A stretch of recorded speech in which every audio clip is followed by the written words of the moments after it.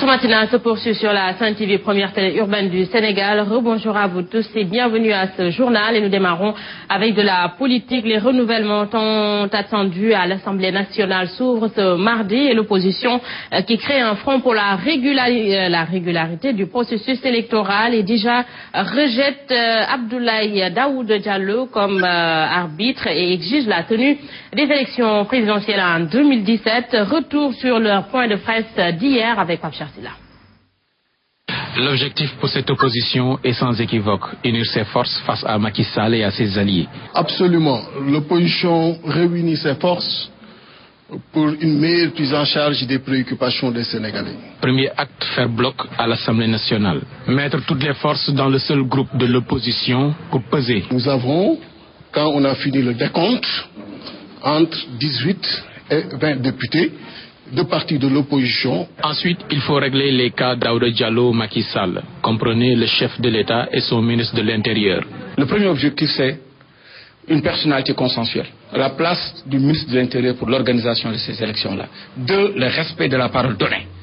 C'est 2017, aucune tergiversation ne sera permise. C'est 2017.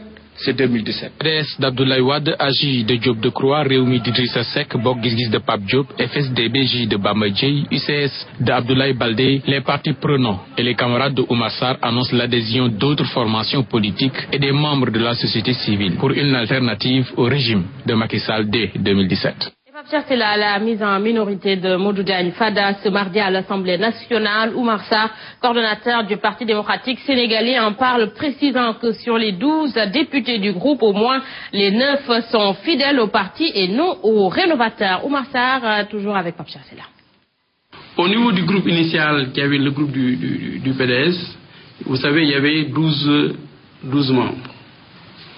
Et parmi donc les 12 membres, donc, ce que nous souhaitons, c'est que tous ces 12 membres rejoignent le groupe donc renforcé. Notre objectif minimum à ce niveau-là, c'est que 10 personnes, au moins 10 membres sur les 12, soient au moins dans le groupe renforcé. Aujourd'hui, nous avons un accord de 9 personnes sur les 12 déjà, pour renforcer le groupe actuel. Au niveau donc je parle du groupe initial des libéraux et démocrates. Et Modou Diagne Fada n'a juridiquement aucun argument pour se maintenir à la tête du groupe parlementaire des libéraux. Si ces derniers veulent le démettre, c'est du moins l'avis du professeur du droit constitutionnel Ababacar Gueye. Selon lui, il appartient à des députés de mettre à la tête de leur groupe qui ils veulent. Selon le professeur, la seule voie que peut emprunter Modou Diagne Fada pour se maintenir à la tête de ce groupe parlementaire, c'est de s'accrocher au texte du Parti démocratique sénégalais. Salif Kébessa. Modou Diagne Fada n'entend pas abdiquer et se laisser démettre de la tête du groupe parlementaire des libéraux. Même si le choix du pape du Sopi est désormais porté sur Aïda Mbodj, Fada compte se battre juridiquement et administrativement pour rester à la tête de ce groupe. Mais Fada a-t-il juridiquement des arguments qui peuvent le maintenir à la tête du groupe libéral? Si aujourd'hui le Parti démocratique sénégalais, avec d'autres partenaires, parviennent à s'entendre sur la structuration de leur groupe parlementaire, au moment où on renouvelle le groupe parlementaire, il est aussi possible de renouveler la présence du groupe parlementaire. Pour le professeur Ababacar Gueye, le PDS est bien dans son droit de vouloir démettre Fada de la tête du groupe parlementaire des libéraux. Si on met quelqu'un d'autre à sa place, c'est que l'ancien président a été démis. Et c'est possible parce que ça ne dépend en fait que des membres du groupe parlementaire. Et la seule arme, selon lui, dont dispose Fada pour résister, c'est de s'appuyer au texte du PDS qui peut-être ont déjà réglé ce problème. J'ai l'impression qu'il y a un problème interne au sein du Parti démocratique sénégalais. Et là, il faut peut-être se référer au statut ou au règlement intérieur du Parti démocratique sénégalais pour voir les modalités de fonctionnement de ce parti. Et ça permettrait peut-être de régler le problème dont parle Modou Diagne Fada. Ce mardi, en plénière, les députés de l'Assemblée nationale vont élire un nouveau bureau ainsi que de nouveaux groupes parlementaires. Une occasion qui nous édifiera sans doute sur les chances de Modou Diagne Fada de rester président du groupe parlementaire des libéraux ou de céder sa place à Aïda Mbodj, comme le veut Abdoulaye Wade.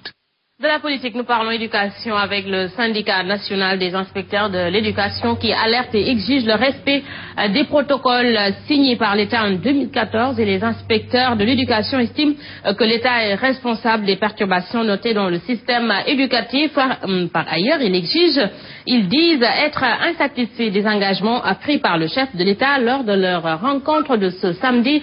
C'est compte rendu de Gorondaglo à Babacar Diouf.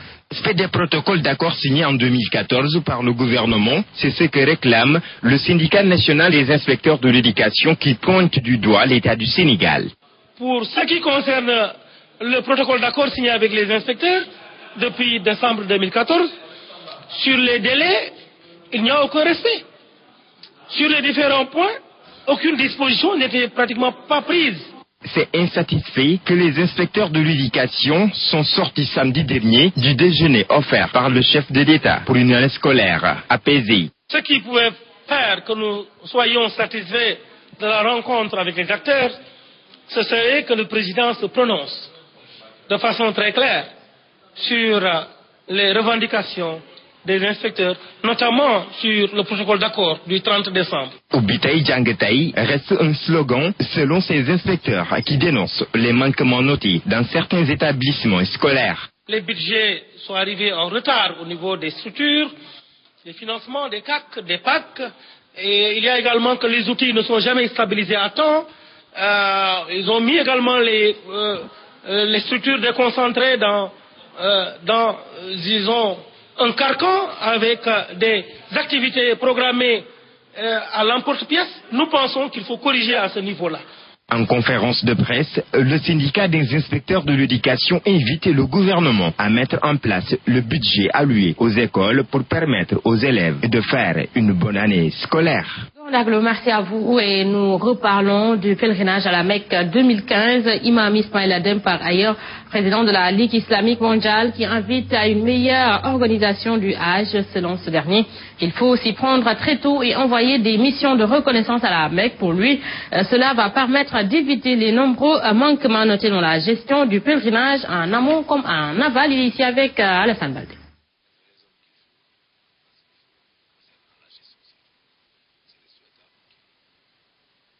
Soit imprégné de la réalité socio-culturelle de la Mecque. C'est important.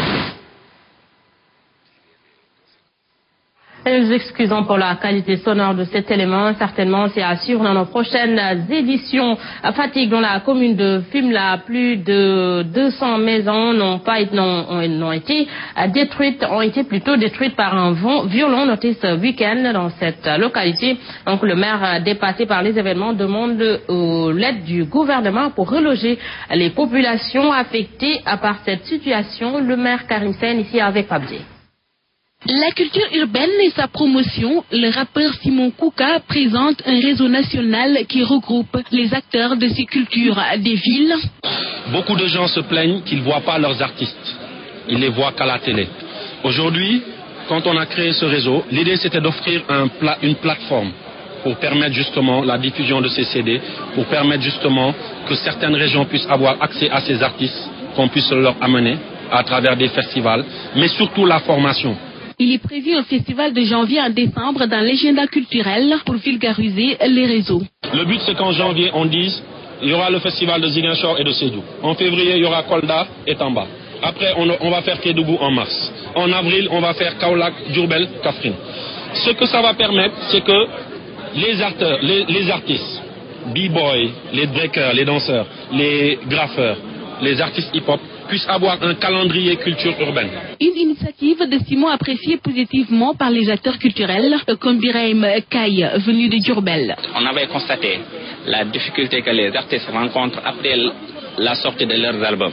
Le réseau va régler ce problème. Si un artiste, par exemple, sort un album dans les 24 heures, toutes les régions du Sénégal, à travers le réseau, vont le recevoir et la vente sera rapide.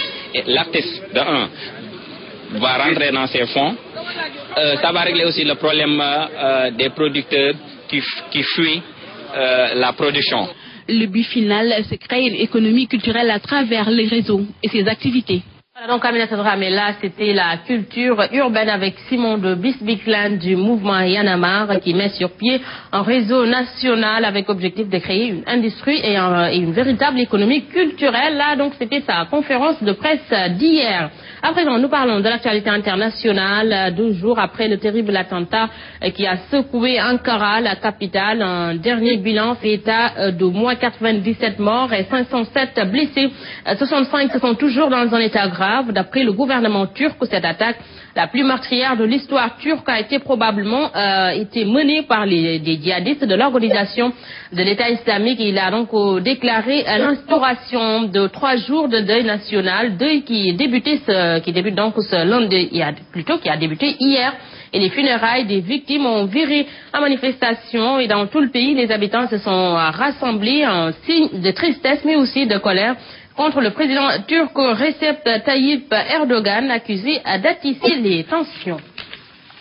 Toujours sur l'international, en Guinée-Conakry, au lendemain de la présidentielle, les 7 candidats opposés à Alpha Condé ont dénoncé ce lundi des fraudes. Ils annoncent qu'ils rejetteront les résultats du premier tour et le porte-parole du président Alpha Condé demande à l'opposition de faire preuve de responsabilité.